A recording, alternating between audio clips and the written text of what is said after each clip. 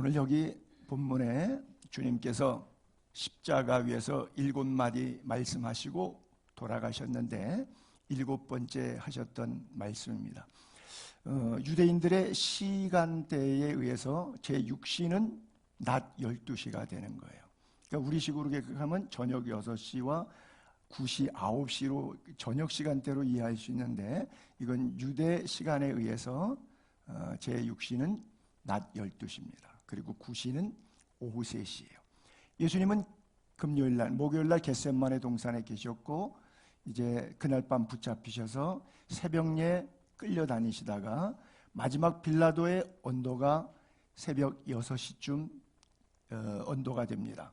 그리고 3시간 동안 채찍 맞고 끌려다니고 비아돌로르샤 슬픔의 길을 통해서 14번 쓰러지시면서 재판 자리부터 골고다 언덕에 십자가 지는 현장까지 가십니다. 그리고 드디어 아침 9시 시간대에 십자가에 달리십니다. 그리고 낮 12시가 됐을 때 갑자기 하늘이 어두워지고 깜깜해지고 오후 3시까지. 그래서 제가 있었던 그리스 지역 히랍 정교회를 국교로 갖고 있는 나라인데 그날은 바로 이 고난절 금요일날 홀리 프라이데이라 그러죠. 성금요일날은 모든 가게가 잠시 12시가 되면 깜깜해진 시간에 잠시 문을 닫습니다. 거리 시장에 니어커로 물건 파는 사람들도 흰 보자기 준비했다가 물건을 덮어버려요. 그리고 묵념하듯이 장사하지 않고 조용히 한 5분 정도 시간을 이렇게 보냅니다. 주님의 어떤 죽으심과 고난에 동참하는 의미를 히랍 정교에서는 지금도 그렇게 몸으로 행동으로 삶으로 지키고 있죠.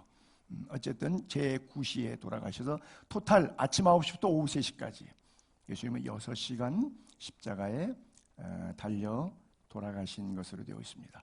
그 6시간 안에 7가지 말씀을 하시는데 마태, 마가, 누가, 요한복음에 이렇게 내레이션을 순서대로 한 데는 아무 데도 없어요. 여기도 조금 기록했고 뷰 포인트 따라서 이런 말씀하신 것을 적었고 여기는 한 마디만 적고 어떤 데 3마디도 적고 어떤 건 2마디도 적고 그래서 시간대로 형성해 봤을 때 대략 순서가 7가지가 이렇게 나오는데 6번째와 7번째는 서로 숨졌다고 하는 표현 때문에 조금 해석상의 차이가 있는 부분이 있는데 어쨌든 통전적으로 우리가 맨 마지막 메시지를 주님이 내 영혼을 아버지 손에 의탁합니다. 그리고 숨지신 것으로 그렇게 이해합니다. 자, 우리는 이 땅에 태어날 때 주먹을 꽉 치고 태어납니다. 으앙 하고 태어나요. 한번 해보겠다는 거죠. 한번 세상을 잡아보겠다는 거죠. 죽을 때는 세상을 다 잡았던 천황도 그렇죠. 맥이 풀리니까 시체는 이렇게 되는 거예요. 태어날 때의 모습, 죽을 때의 모습. 그리고 그 과정 속에서 뭐가 있느냐? 자랑이 있지요. 인생의 자랑이 있어요. 내가 어떤 단체의 대표입니다. 나는 연봉이 얼마입니다. 나 무슨 대학 나왔습니다. 어디서 박사 받았습니다. 그렇죠? 우리 집 몇 평입니다. 나 차 뭐 탑니다. 해서부터 그거 다 놓고 갈 때까지 뭐만 하다가 죽느냐? 인생은 자랑만 하다가 죽는 거예요. 그래서 연봉이 1억짜리 사람은 2억짜리 앞에 기죽어가지고 힘들어하고 마음이. 그렇죠? 또 연봉이 1,000만 원인 사람은 1억짜리, 그러니까 1,000만 원짜리를 만나면 저 찌질한 바보 이러고 우쭐하고. 그래서 열등감 아니면 교만의식 둘 중에 하나로 평생 자랑하면서 인생을 마감하는 것이 우리들의 삶이 아닌가 생각해요.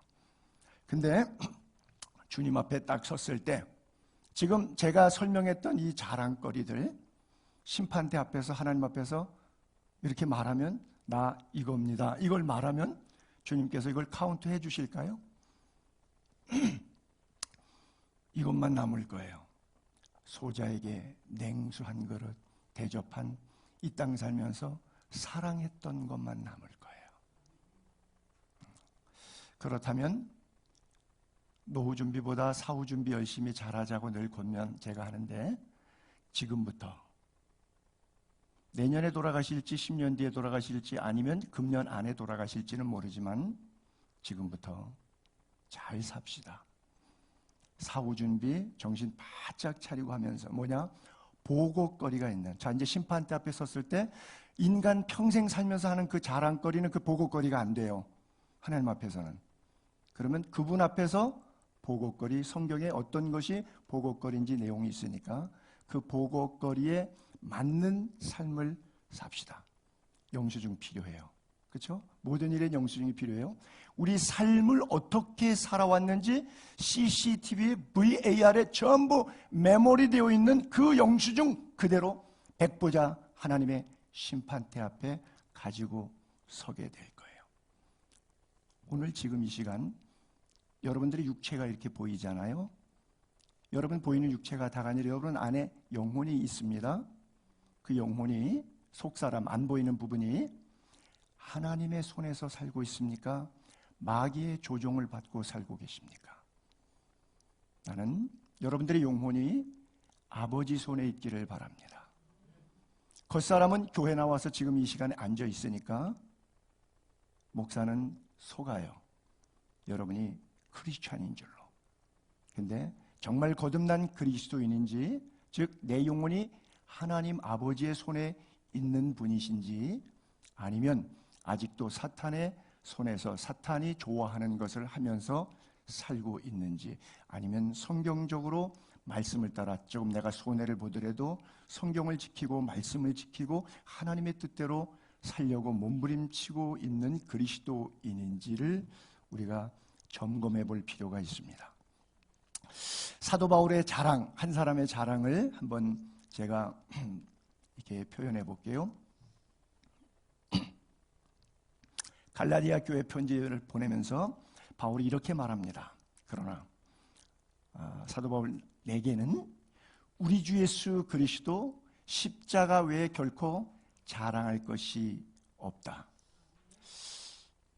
사도 바울은 로마의 당대 시민권이었어요. 가말리엘 문화에서 공부하는 사람이에요. 산마학파, 힐랄학파 가운데 힐랄학파의 가말리엘 문화에는 당시는 최고의 석학입니다. 그리고 전체 유대인 가운데서 율법을 입법화할 수 있는 사람이 산헤드린이라는 공의회인데 공의회의 공의원이었었습니다. 그렇죠? 왕족이었던 초대왕 사울 왕의 계보를 갖고 있는 귀족 집안의 베냐민 지파 출신이었습니다. 율법으로는 흠이 없는 사람이에요. 완벽한 사람이에요. 자랑할 것이 많아요. 스펙이 좋아요. 그리고 그 당시에 학문이 얼마나 축출한지 헬라 학문을 통해서 공부를 했는데 시민권을 받았으니까 라틴어, 이태리말, 로마어를 완벽하게 해요. 전통적인 히브리이기 때문에 이스라엘 말을 완벽하게 해요. 당시 세계를 통일천하했던 코인의 학문이었던 헬라어, 요즘에는 영어 가지면 해외여행할 때 좀 편한데 세계 공용어처럼 그 당시 지중해권에서는 헬라어였어요. 그 헬라어로 성경 13권을 쓴 사람이에요. 그러면 언어적인 면에 있어서나 지리적 감각에 있어서나 혈통에 있어서나 권세에 있어서나 권력에 있어서나 그의 스펙은 약관 28세 나이에 될 때까지 다 가졌어요. 그러나 28세, 30세 사이에 담에색에서 깨지고 나온 다음에 그걸 배설물로 다 버리고 뭘 붙잡아요? 십자가만 붙잡아요. 그래서 예수님께서 마태복음 13장에 설교하실 때 천국은 밭에 감추인 보화와 같으니 발견하면 자기 소유를 다 팔아 그것을 산다고요. 자기 소유를 다 팔아도 천국은 살만한 가치가 있는 거예요. 왜? 밸류가, 무게중심이 저울로 재면 함량이, 액면가가 달라요. 이 땅은 100년 안쪽에 살아요. 그러나 그건 육신의 삶이에요. 우리 육 안에 영혼이 있어요. 영혼은 육이 천도 화장터에 들어가서 콩가루 잿더미 되고 난 다음에 거기서 끝나지 않습니다. 육은 썩어요. 육은 죽어요. 근데 영은 죽지 않습니다. 하늘로부터 왔고 육을 벗는 날 하늘로 가요. 그래서 그리스 말로 죽음이라는 사망이라는 단어를 다나토스라 그러는데, 다나토스라고 하는 것은 divide, 분리된다는 단어예요. 뭐가 분리돼요? 영혼이 육체 안에 있었는데 이것이 두 개가 분리되는 거예요. 그래서 한국 사람들도 한국말로 돌아가셨다, return, turning back, 그렇게 말해요.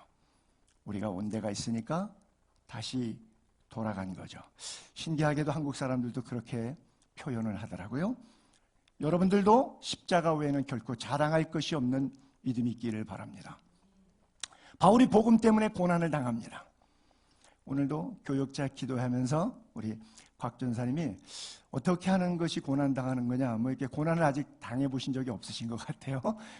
그래서 제가 그랬어요. 곽 전사님, 평생 복음을 전하지 않으면 죽을 때까지 고난 안 당할 겁니다. 그래요. 고난이 왜 오느냐, 물론 자기 죄값 치르기 위해서 당하는 여러 가지 고난들도 있는데 그런 거 말고 복음을 전하면 고난이 옵니다. 여러분들이 아직 그런 고난의 쓴맛을 못 본 이유는 복음을 전해본 적이 없기 때문에 그래요. 바울이 복음을 전하다가 이런 얘기를 해요. 내가 수고를 넘치도록 하고 복음 때문에 옥에 갇히기도 더 많이 하고 매도 수없이 맞고 여러 번 죽을 뻔했다. 유대인들에게 40대에서 하나 뺀 39대를 자그마치 5번이나 맞았다. 태장으로 맞고 끝에 납공에서 낚싯바늘로 이렇게 살찢는 태장, 한 번 돌로 맞고 3번 파손하고 하루 종일 바다에서 저체온증 빠져갖고 배 난파돼서 죽는 줄 알았고 여러 번 여행하면서 강의 위험, 강도 위험, 동족의 위험, 이방인의 위험, 시냇가의 위험, 광야의 위험, 바다의 위험, 거짓 형제 중에 위험 당하고 수고하고 애쓰고 자지 못하고 줄이고 목마르고 굶고 춥고 헐벗었어요. 고난이란 고난은 다 당했어요. 근데 자랑하고 싶어해요. 30절이니까 그래도 나 자랑하고 싶어요. 내가 이렇게 된 것을 자랑하고 싶다고요. 자, 이게 자랑거리입니까? 십자가가 자랑거리예요? 바울이 또 고린도후서에 이렇게 말해요. 나를 위해서는 자랑하는데 뭘 자랑하겠느냐? 좋은 스펙, 이걸 자랑하는 것이 아니라 약한 것들 외에는 자랑하지 않겠다. 그리고 몸이 아파요. 바울이 육체에 가시가 있어요. 사탄의 사자가 몸 안에서 나를 육신을 통증으로 괴롭혀요. 근데 왜 그러냐? Because 이 이유는 나를 쳐서 자만하지 않게 하려고. 돈 있죠, 건강하죠, 권세 있죠, 학벌 좋죠. 그 인간 못 씁니다. 그 오만하기가요. 여러분 주변에 그런 사람 아마 보셔서 밥맛 없어갖고 그 사람 만나고 오다가 뒤에다가 침 뱉은 적 많으실 거예요. 그런 인간 거의 사람 안 됩니다. 그런 거예요. 그러니까 사도 바울도 그럴 수 있죠. 온갖 스펙 다 가졌죠. 병든 사람에게 손 얹으니까 나았죠. 유두고는 안수하니까 그냥 죽은 사람이 살아나죠.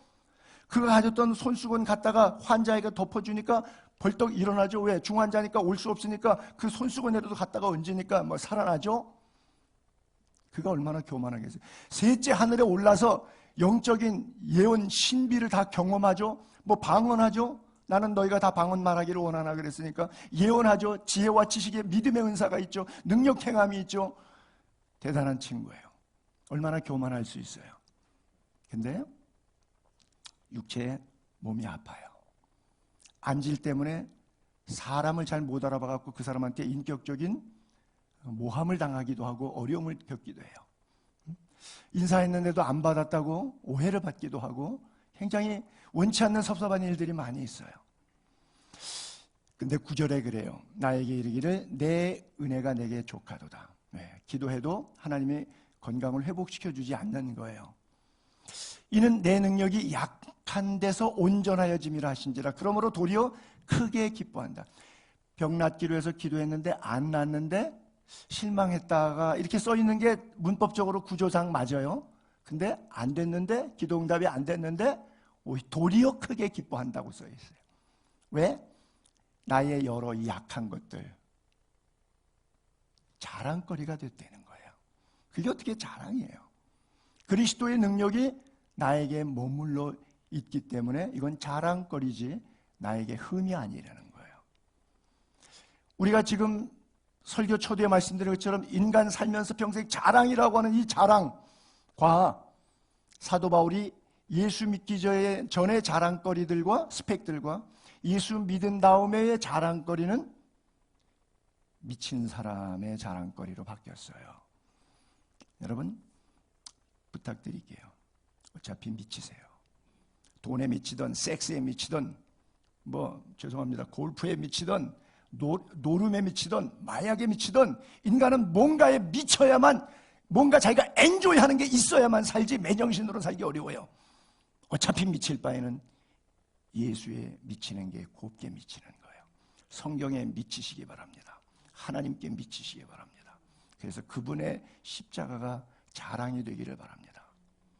십자가가 우리의 구원의 상징인데, 하나님이라고 하는 전능하는 분이 뭘 능력이 없어갖고 13살, 14살짜리 여자의 자궁 속에 들어가서 말밥통에서 태어나서 거지왕 김춘산처럼 떼거지들 노동도 안 하고 그냥 전도한다고 먹고 돌아다니면서 다른 사람 헌금 받아갖고 그러고 3년 동안 공생에 살다가 나무에 달려서 비참하게 이방인들에게 침뱉음 당하고 채찍 맞고 벌거벗겨갖고, 저는 그런 상상을 해요.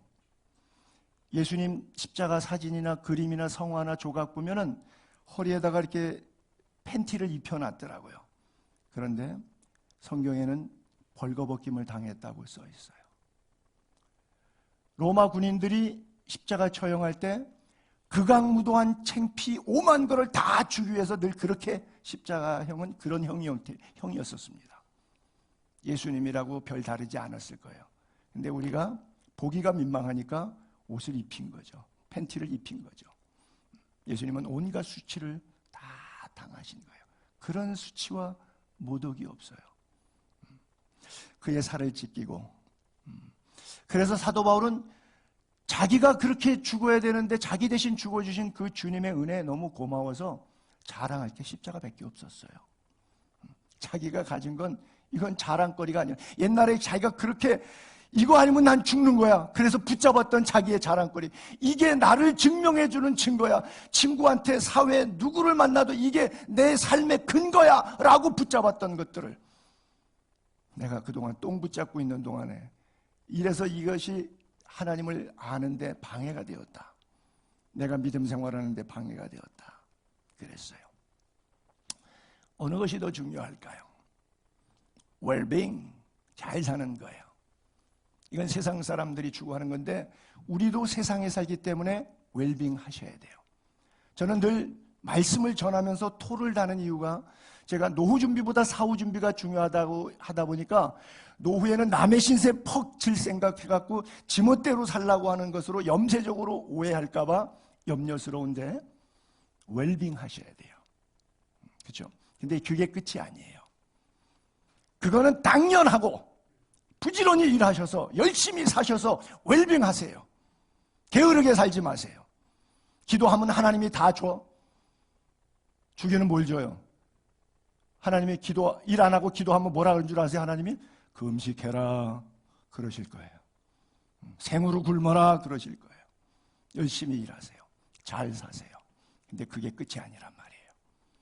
더 중요한 게 있어요. 넘어가 있어요. 그 다음 넘어가 뭐냐? 웰다잉이에요. 그래서 우리는 사후 준비, 노후 준비도 중요하지만 더 중요한 것은 사후 준비라고 하는 거예요. 하루에 10만 명이 태어나죠. 죽죠. 1초에 2명이 사망해요. 지금도 째깍하는 동안에 2명이 유명을 달리해요. 결국 어디로 갈 것인가 하는 길이 분명히 있어야 돼요. 죽음에는 여러 가지 죽음이 있죠. 예전에 신문에 크게 나서 여러분들 기억하실 건데, 저는 2007년에 2가지 사건을 늘 비교를 많이 합니다. 우리 신학생들에게. 하나는 4월 26일인가요? 조승희라고 하는 친구가 미국에 가가지고 유학 가가지고 영주권자이긴 했는데, 다니던 대학 버지니아 공대인데 거기서 총을 쏴서 32명을 죽이고 교수까지 해서 자기까지 총 쏴서 33명이 죽습니다. 1초에 2명씩 죽어나가는 상황의 한 장면이죠. 그런 죽음도 있어요. 같은 해에 7월 25일 날, 2007년 7월 25일 날 23명의 샘물교회 부목사 배형규가, 청년 담당 부목사가 아프가니스탄에 모슬렘 선교하러 갔다가 칸다하르 지역에 지나갈 때 탈레반이 버스 탈취해갖고 가둬놓고 결국 죽이죠. 예수 믿어. I'm Muslim, I'm not Christian. 요 딱 두 마디만 하면 내가 다 풀어줄게. 근데 배용규 목사의 고집은 그 말하고 풀려 나와서 다시 한국 와서 예수 믿으면 되잖아요. 우리 생각에는. 왜 미련하게 거기서 꼭 죽어야 돼요? 그 사람이 뭔데? 그 사람이 하나님도 아닌데 그 사람한테 말하는 건 어차피 마귀 새끼한테 말하는 건 거짓말해도 되지 라고 여러분 편하게 생각할 수 있는데 그것은 사탄이 주는 아이디어예요. 아니요. 우리의 삶은 이게 다가 아니에요. 여기서 하루 더 산다, 10년 더 산다 중요하지 않아요. 그렇다고 생명을 하찮게 여기라는 게 아니고 육을 천시하라는 게 아니에요. 하나님이 손으로 만드신 작품이기 때문에 이것보다 귀한 거는 지구상에 없어요. 제가 늘 그러죠. 아름다운 꽃, 자연, 들, 산, 바다 그 어떤 거를 봐도요. 사람 보는 것보다 아름다운 게 없어요. 사람이 가장 아름다운 거예요. 천지를 지으신 하나님이 보시기에 좋았더라고 사람을 지으시고는 보시기에 심히 좋았더라. So good, so beautiful이라고 말씀하셨기 때문에 그래요. 생명이 얼마나 귀한 건데요. 결국 두 사람의 죽음 가운데 이런 죽음도 있고 저런 죽음도 있어요. 남을 죽이고 자기도 죽는 죽음, 복음을 위해서 당한 고난으로 죽는 죽음. 이 친구가 나보다 4살이 어렸는데 제가 61년생인데 이 친구는 65년생이에요. 7월 25일이 자기 생일인데 총 맞아 죽은 날이 7월 25일이에요. 만 43세 되는 해 생일날 하나님이 생일잔치를 천국에서 상 펼쳐주셨어요. 저는 정말 부러워요. 진심이에요. 여러분들이 다니는 교회, 우리 장로님이 또 누가 어떤 좋은 집사님들이 혼자 살죠, 힘들죠, 내가 생일 파티 해드릴게요. 그래서 아주 비싼 레스토랑에 가서 파티 해주면 기분 좋으시겠죠. 만약 하나님이 천군 천사 팡파를 울리면서 생일 파티 해줬다고 생각해 보세요. 어차피 죽을 건데 그렇게 죽을 수 있다면 그보다 영광스러운 죽음이 어디 있겠어요. Well dying, 하나님을 만나는 날이에요. 그날을 우리는 거룩한 삶으로 준비해야 돼요. 그래서 예배의 자리가 이렇게 소중한 거예요. 이게 와도 되고 안 와도 되고 바쁘면 못 가는 거고 시간 있을 때 할 수 있는 거고 No. 예수의 교회 지체들이여 절대 그렇게 예수 믿지 마세요. 한가하게 예수 믿지 마세요. 여기 놀이터 아니에요. 여러분들의 생명을 구원하신 예수 그리스도가 예배 받으시는 곳이에요. 비참하게 죽어도 아무 할 말 없는 죄인 괴수들인데 생명의 십자가를 통해서 우리의 생명을 새 생명 가운데 살게 하신 거룩한 주님 앞에 나아가고 그 주님이 우리에게 말씀을 통해서 은혜를 베푸시고 내가 어떻게 남은 생에 살아야 할지 성경적으로 조명해 주는 자리예요. 개인적인 이야기이긴 하지만 우리 손영철 장로님이 제가 개인적으로는 친형인데 부인 최욱자 전사님께서 지난 주일날 저녁에 쓰러졌어요. 그래서 병원에 실려갔어요. 뇌종양, 뇌졸중 이렇게 해서 그래서 나중에 깨셨어요. 조금 회복이 되셨어요. 종합검사하고 난리 쳤겠죠. 병원에서 왔다 갔다 하고 약 처방하고 어제 몸이 조금 괜찮으니까 나 빨리 퇴원한다 하겠다고 월요일 안 된다고 주일 지나고 월요일 이후에 한번 의사가 퇴원을 권유했는데도 퇴원했어요. 왜요? 나 내일 교회 가야 된다고. 나 내일 교회 가야 된다고. 그래서 오늘 아침에 교회 가셨어요. 자칫 오해되면 미련한 이야기입니다.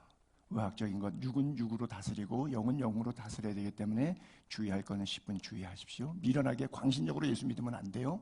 그러나 한 가지 단적인 예를 들을게요. 내 생명의 가장 귀중한 시간은 기도하는 시간. 내 생의 가장 귀중한 시간은 하나님을 예배하는 시간.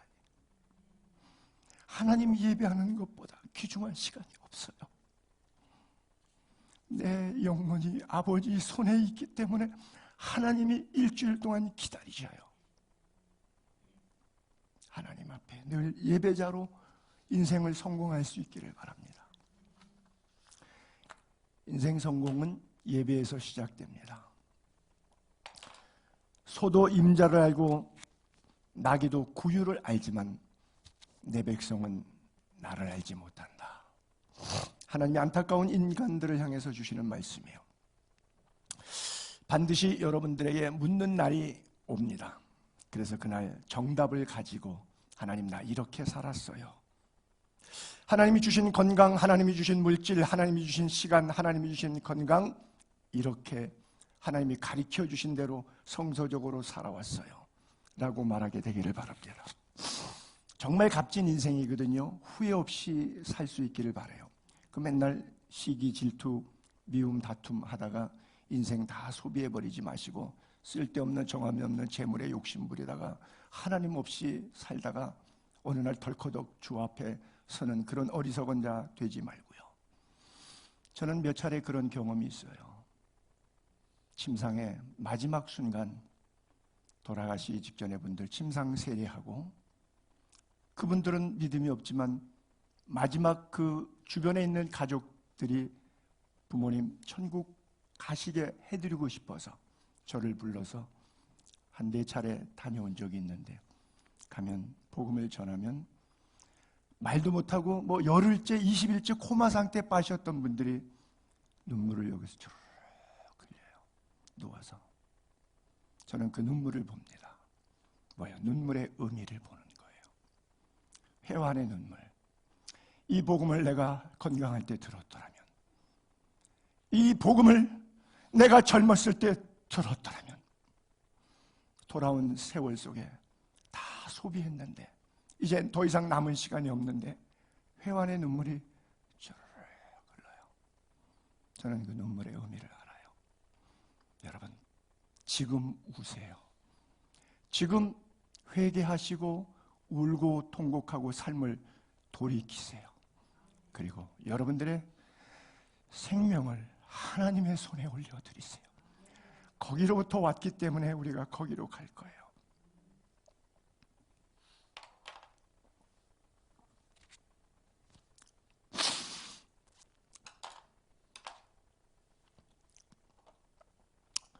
예수님의 7마디 말씀 가운데서 간단하게 우리가 얻어야 될 교훈만 제가 좀 말씀을 드릴게요. 첫 번째, 예수님께서 십자가에서 용서의 복음을 이야기하시죠. 아버지, 십자가에 못 박는 로마 군인들을 향해서 하신 말씀이었습니다. 저들을 사하여 주옵소서. 자기를 무참하게 죽이는 로마 군병들을 향해서 저들을 용서해 달라고. 왜? 자기들이 하는 것을 알지 못합니다.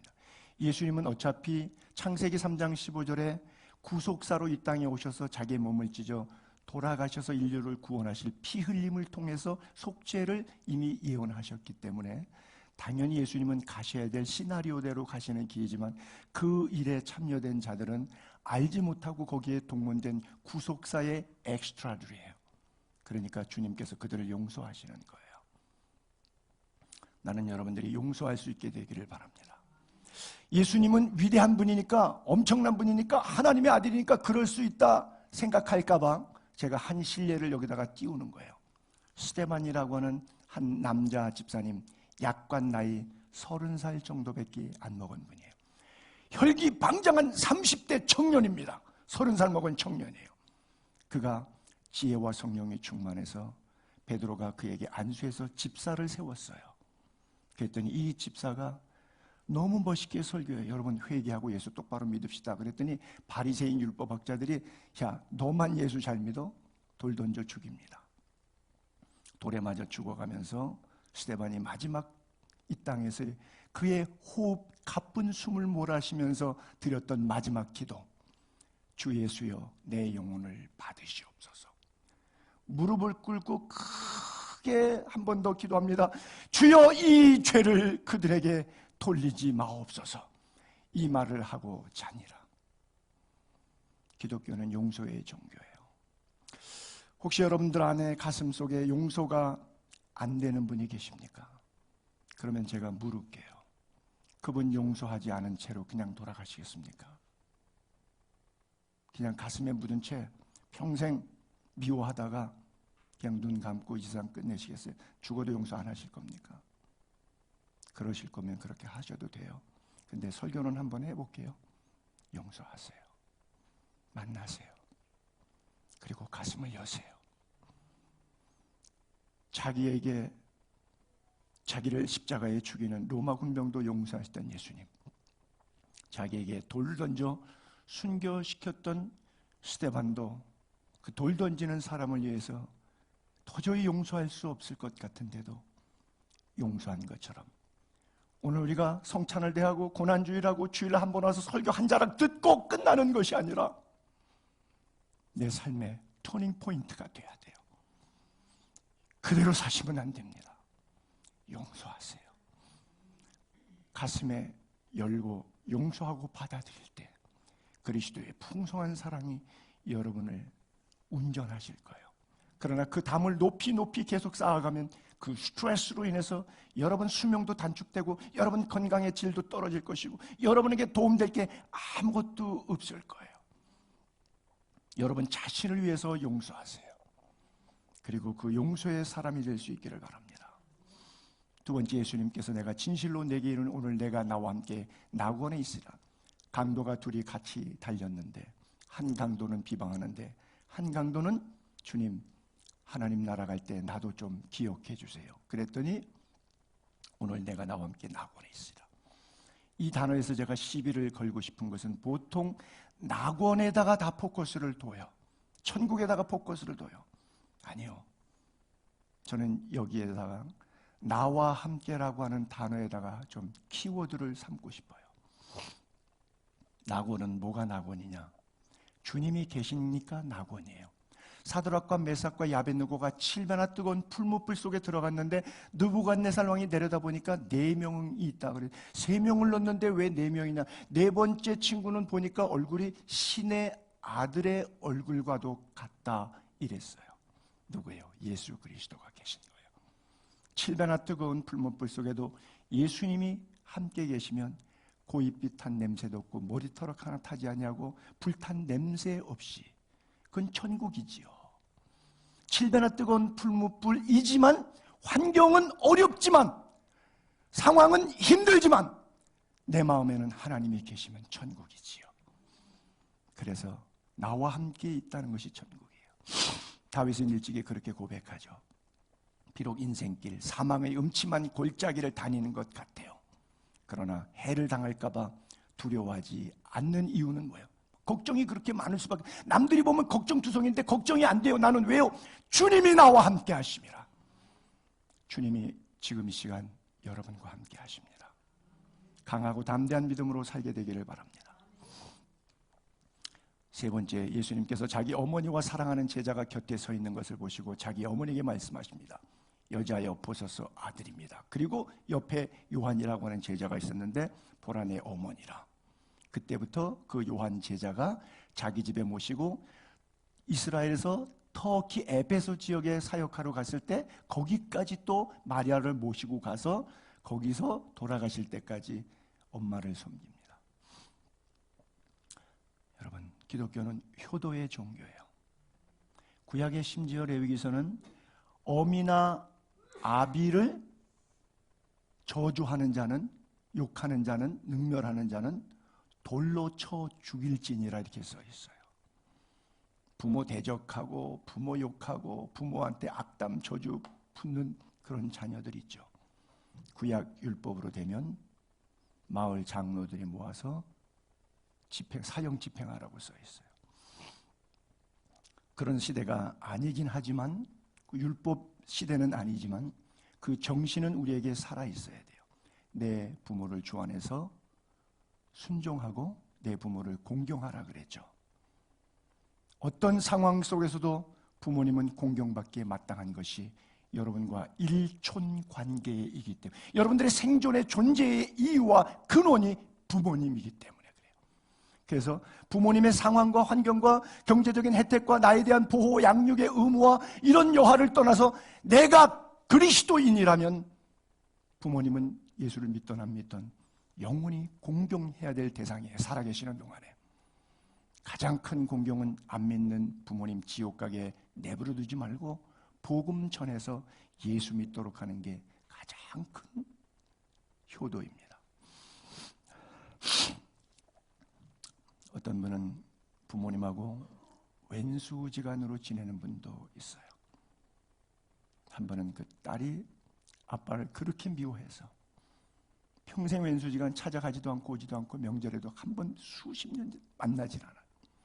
결국 아버지가 돌아가게 됐다는데 제 음종 직전에 제가 거기에 중환자실에 들어가 있었는데 그 딸이 돌아가신다는 엄마의 소식 때문에 마지막 와서 아빠 얼굴 봐라 들어왔어요. 딸이 아빠 나 왔어요. 아버지가 거동을 못하는데 또 눈물이 축축축축축축 흘러요. 딸하고 화해하지 못해서 그대로 눈 감고 더 이상 말을 못하니까 코마 상태에 빠졌는데 의식이 없어서 못 들을 것 같은데 그게 들리는지 딸이 음성이 들으니까 눈물이 펑펑펑펑펑 흘러요. 왜 그렇게 마지막 순간에 화해할까요?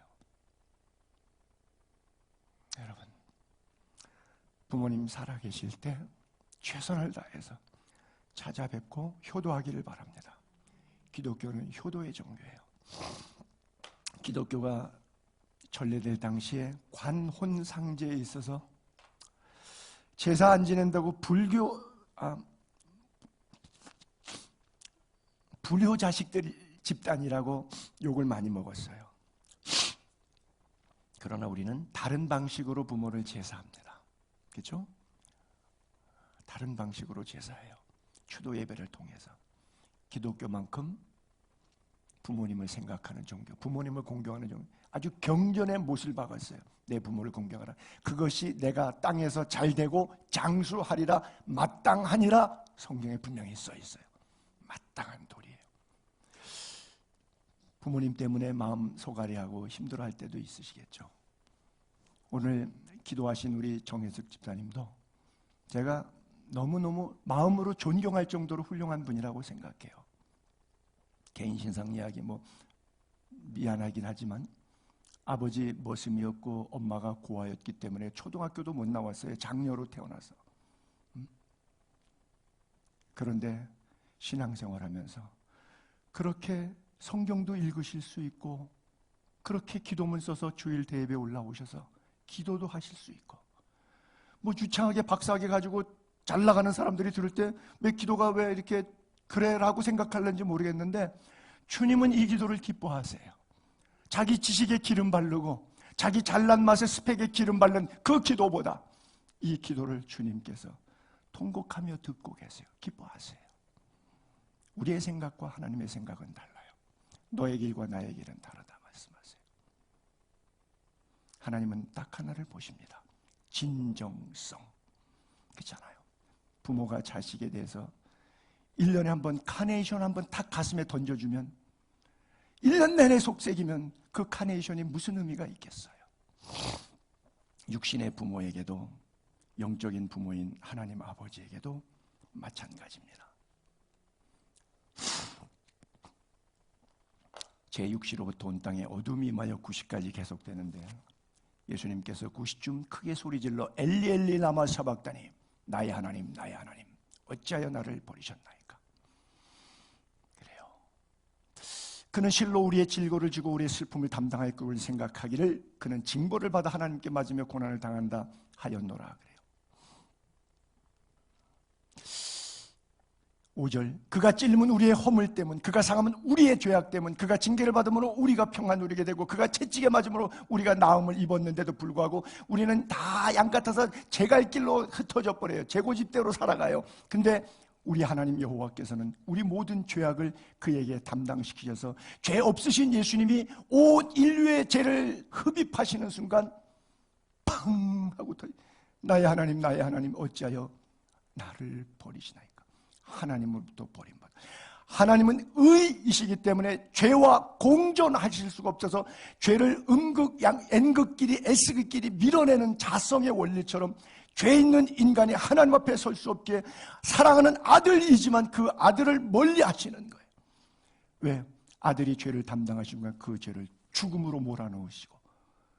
그래서 당사자인 하나님의 아들 예수 그리스도는 왜 나를 버리냐고. 절규하는 온 인류의 죄. 그래서 우리가 외쳐야 될 그 절규의 음성 주님이 대신 외쳐주셔서 이제 여러분은 사신 거예요. 사셨네, 사셨네. 예수 다시 사신 것이 우리가 다시 살게 된 거예요. 다시는 죄를 가까이 하지 않도록 하나님께서 우리를 거룩한 자리로 부르신 거예요. 다섯 번째는 예수님 십자가에 대해서 물과 피 다 흐르시니까 목이 마르셨겠죠. 인간적인 목마름. 그래요. 의에 줄이고 목마른 자는 복이 있나니 하나님께서 저들에게 배부르게 해줄 것이라 그랬어요. 나는 여러분 안에 영적 배부름이 있게 되기를 바랍니다. 이 시대는 먹을 게 많잖아요. 근데 마실 물이 없어요. 여러분, 홍수가 나면 제일 없는 게 뭐예요?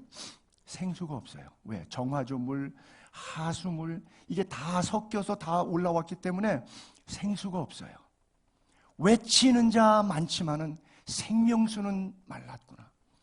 주 여호와의 말씀이니라. 보라, 날이 이르니 내가 기근을 땅에, 양식이 없어 주림이 아니고 물이 없어 가람이 아니라 뭐가 없어서 여호와의 말씀을 듣지 못한 기갈이라. 그래서 예수님께서 말씀하시면 누구든지 목마르거든 내게로 와서 마셔라. 나를 믿는 자는 성경에 예언된 것처럼 그의 가슴으로부터, 그의 뱃속에서부터, 그의 심령에서부터 생명수의 강이 흘러넘치리라. 이는 그를 믿는 자가 받을 성령을 가리켜면 우리에게 성령을 주셔서 성령의 은혜로 말미암아 샘솟는 기쁨, 예수 그리스도를 통한 영원한 기쁨. 여러분, 누가복음 15장에 보게 되면 부자와 나사로 이야기가 나오는데 지옥에 간 부자가 나사로가 아버지 아브라함의 품에 보이는데 너무 불꽃 가운데 힘들고 뜨거우니까 고통 중에서 나사로 손가락 끝에 물 한 방울만 찍어서 내 혀 끝을 서늘하게 한 번만 찍어달라 그랬는데 그것도 허락이 되지 않죠. 그래요. 사전에, 생전에는 누구든지 예수 믿으면 생명의 강에 들어와요. 근데 그때 교만해서 바빠서 내 인생은 내 것이라고 생각해서 믿어지지가 않아서 내 인생으로 내 멋대로 살다가 떨어진 다음에는 사후에는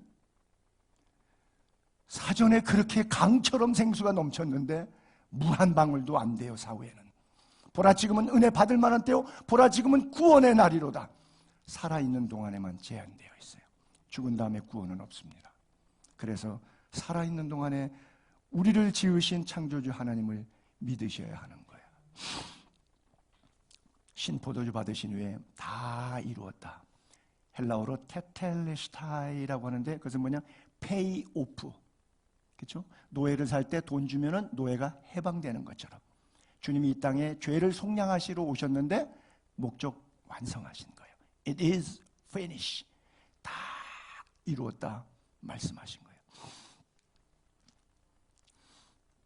사망아 너의 승리가 어디 있느냐? 사망아 너의 쏘는 것이 있느냐? 즉 사망을 사망시킨 사건입니다. 십자가는 사망을 사망시킨 사건이에요. 사망이 쏘는 것은 죄뿐이에요. 죄의 권능은 율법이에요. 그러나 우리 주 예수 그리스도로 말미암아 십자가를 통해서 우리에게 승리를 주시는 하나님께 땡큐. 그러므로 내 사랑하는 자들아 여러분들 견실하십시오. 믿음 생활 흔들리지 마십시오. 그리고 항상 주님의 일에 더욱 힘쓰는 자들이 되십시오.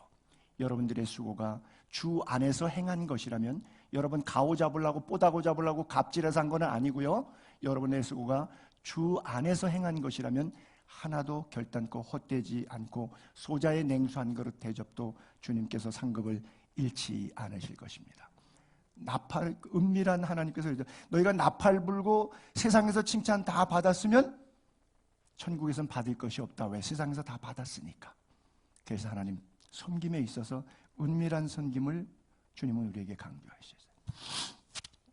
마지막 끝으로 아버지 내 영혼을 아버지 손에 부탁하나이다 그러신 거예요. 돌아갈 내 고향 하나님 나라. 해는 져서 어두워요. 돌아갈 집이 있는 사람은 다행인데 돌아갈 집이 없는 홈리스, 노숙자. 여러분들의 육신의 지분이 있어서 아파트 사시는 주택에 들어가십니다. 근데 여러분들이 육신의 장막을 벗는 날 여러분들의 영혼에 돌아갈 집이 없다면, 영혼이 유리방황하게 된다면 어떻게 되겠어요? 유리방황하는 영혼에 갈 곳은 지옥밖에 없어요. 둘 중에 하나 결정하시는 겁니다. 사람이 온 천하를 얻었어요. 세상의 모든 돈을 다 가졌어요. 근데 목숨을 잃었어요. 하나도 유익될 게 없죠. 그래서 교회 다니고 예수 믿는 것은 결국은 뭐예요? 육신이 잘 먹고 잘 사는 것이 아니라 영혼의 구원을 받는 거예요. 그래서 본질적인 신앙에 있어서 기복신앙은 사탄이 주는 아이디어입니다. 예수 믿으면 다 잘 될 거예요. 다 형통할 거예요. 물론 잘 되고 형통하기를 저도 날마다 기도합니다. 성도들을 위해서. 왜? 그 잘됨이 하나님의 영광을 위하여 써야 되는데 그 잘되니까 그 다음부터 갑질하고 교만해지더라고요. 근데 그 믿음의 결국이 끝까지 겸손하게 선한 청지기처럼 하나님의 거룩한 영광을 위해서 살아서 영혼까지 구원을 완성해내는 그런 분들이 될 수 있기를 바랍니다. 사탄이 여러분들의 영혼을 손 못 대요. 하나님께로부터 난 자는 다 범죄하지 않은 줄 우리가 아노라. 왜? 하나님께로부터 나신 자가 그를 지키심에, 하나님께로부터 나신 자는 예수 그리스도를 가리키는 거예요. 예수 그리스도께서 내 주 안에 계셔서 우리를 지켜주시기 때문에 악한 자가 우리의 영혼을 뺏어가지 못하게 지켜준다. 이 사건이 바로 욥 사건이잖아요. 욥이 끊임없이 사탄이 와서 방해하니까 하나님께서 사탄에게 뭐라 그래요? 내가 그를 네 손에 맡겨볼 테니까 네가 한번 시험해봐. 그러니까 질병도 오고 경제적인 궁핍도 오고 자녀들 어려움도 당하고 많이 당해. 단 그의 생명은 해하지 말라. 생명은 누구 손에 있어요? 그래서 우리를 육을 멸하는 자를 두려워하지 말고 육뿐 아니라 영까지 멸하는 하나님을 두려워하라고 말씀하시는 거예요. 자, 이제 성찬식을